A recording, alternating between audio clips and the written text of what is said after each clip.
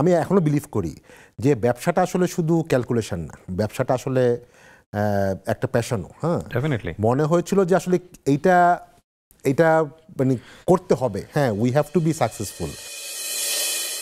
এইটা আপনার একটা বিজনেস মডেল ছিল, এইটাই কি এখন পর্যন্ত বিজনেস মডেল? হ্যাঁ, এটাই আমাদের প্রাইমারি বিজনেস মডেল, এখনো এটাই। ওকে, এখন এটা কত মানে ডেফিনেটলি ব্র্যান্ড ভ্যালু বা সবকিছু মিলে অ্যাসেট ভ্যালুর দিক থেকে কত কোটি টাকার কোম্পানি? রিসেন্ট আমাদের কয়েক বছর আগে একটা অস্ট্রেলিয়ান কোম্পানি আমাদের কিছু শেয়ার কিনেছে। অফকোর্স পুরা শেয়ার না, কিছু পার্ট শেয়ার কিনেছে, অ্যারাউন্ড 1/3 মতো, 30-35% মতো। তাদের কাছে আমাদের ভ্যালুয়েশন ছিল অ্যারাউন্ড 30 মিলিয়নের মতো। হ্যাঁ, US dollar. 30 million US dollar. তো সেই অর্থে টাকার হিসেবে প্রায় 300-350 কোটি টাকার মতো। 3 ভাগের 1 ভাগ কিন্তু।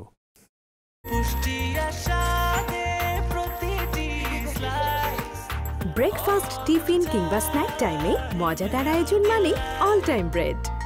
সো 2000 সালের শুরু, 2030 আমাদের 15 লাখ টাকার পরে আমরা কোনো কোম্পানিতে কোনো ইনভেস্ট করার দরকার হয়। এক্স্যাক্টলি। সো 2003-এ এসে আপনার বলতে গেলে কাইন্ড অফ ব্রেক ইভেন বা আপনার প্রসাশা শুরু হলো, এবং এরপর থেকে তো আপনাদের কখনো ডাউন মার্কেট হয় নাই? না, আমরা সবসময় গ্রোথ করেছি। অফকোর্স কিছু কিছু সময় তো সে কোভিডের সময় we had some challenging time. কতজন এমপ্লয়ি আছে এখন?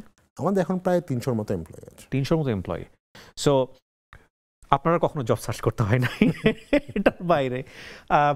ফাইন, এটা একটু বড় হওয়ার গল্পটা একটু শুনতে চাই। থাকে না যে আমরা বসে আছি এখন 2025-এ, 2027-এ আমি আমার কোম্পানিকে এভাবে দেখতে চাই, 2030-এ আমি এটা দেখতে চাই।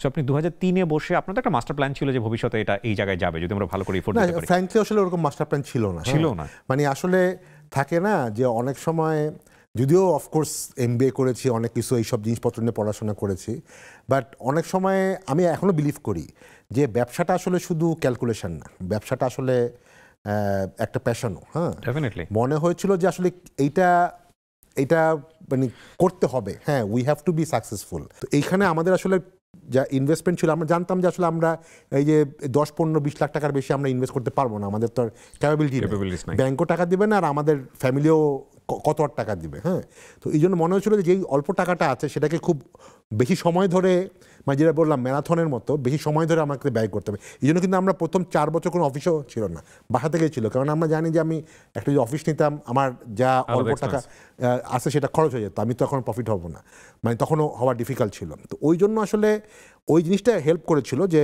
অল্পতে খুব অল্প করে খরচ করাটা, মানে ফ্ল্যাশি কিছু না করা, বড় বড় অ্যাডভার্টাইজমেন্ট দেওয়া, এগুলি না করে যাতে বেশিক্ষণ আমরা মানে রানওয়েটা যাতে বেশিক্ষণ থাকে আর কি। হ্যাঁ, তো তারপরে অফকোর্স ফ্র্যাঙ্কলি শুধু চিন্তা থাকলেই হয় না, লাখও থাকা লাগে। মানে আমরা উই আর ফরচুনেট যে একটা পর্যায়ে আসলে কোম্পানিগুলোই বুঝেছিল যে না ঠিক আছে, এদেরকে তো আসলে আমরা ব্যবহার করতে পারি।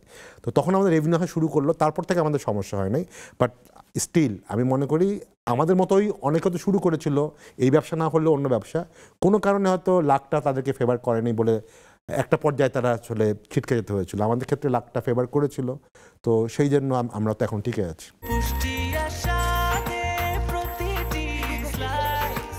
ব্রেকফাস্ট, টিফিন কিংবা স্ন্যাক টাইমে মজাদার আয়োজন মানে অল টাইম ব্রেড।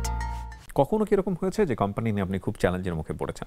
লাকিলি আসলে হয়নি। আসলে আমরা মোটামুটি সবসময়, যেহেতু একটা পলিসি ছিল যে আমরা at the end of the day it is business.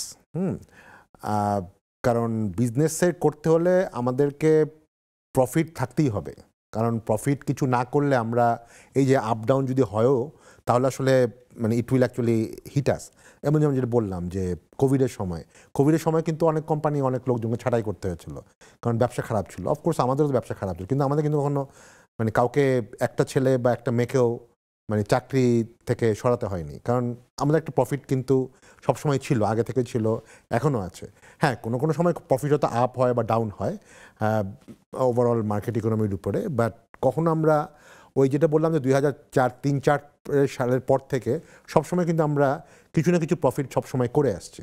আমি যদি ভুল না বলে থাকি, যেহেতু আমি আসলে নিজে কোথাও এখন আর জব সার্চ করি না, বাট আমার যতটুকু মনে পড়ে আমি লাস্ট টাইম যখন সার্চ করেছিলাম বিডি জবসে, তখন আমি দেখেছিলাম যে আপনারা সিভি কালেক্ট করেন এবং ওখান থেকে আপনারা কোম্পানি ডিমান্ড করলে সেখান থেকে আপনারা সাজেশন করেন, নিজে থেকেই সাজেশন করেন যে আমার হাতে এই ধরনের লোক আছে, সো তোমরা এইটা খুব জটিল একটা প্রক্রিয়া না?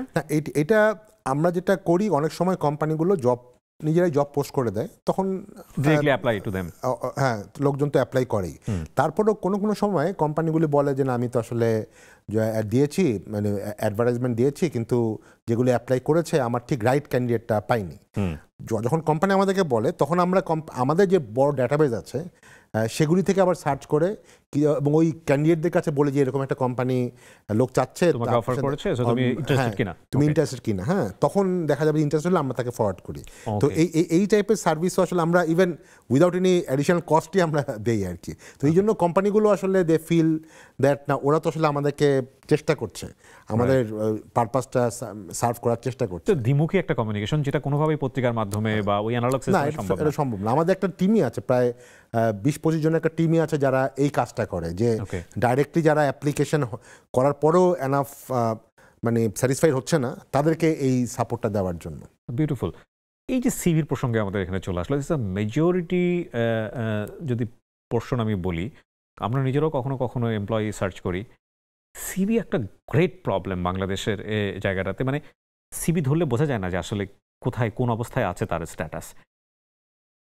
এইটাতে কি আপনারা কোনো ক্যাটাগরাইজ করেন, লাইক আপনাদের জায়গা থেকে কোনো অপশন থাকে যে তুমি? আমাদের তো সিভি ভেরি মাচ স্ট্রাকচার। হ্যাঁ, নরমালি হ্যাঁ আমাদের এখানেও কেউ যদি চায় ওয়ার্ড বা পিডিএফ এ সিভি আপলোড করতে পারে, হ্যাঁ অ্যাটাচ করতে পারে। কিন্তু আমাদের আসলে যেহেতু সব, যখনই একটা লোক আমাদের এখন প্রোফাইল খুলে, তার থেকে বিভিন্ন ফিল্ডে আমরা তার এডুকেশন, এক্সপিরিয়েন্স, স্কিল সব কিছুই আমরা আসলে আমাদের ফরম্যাটেই নিয়ে নিই, এবং যারা এমপ্লয়ার তারাও আসলে আমাদের ফরম্যাটেই দেখে।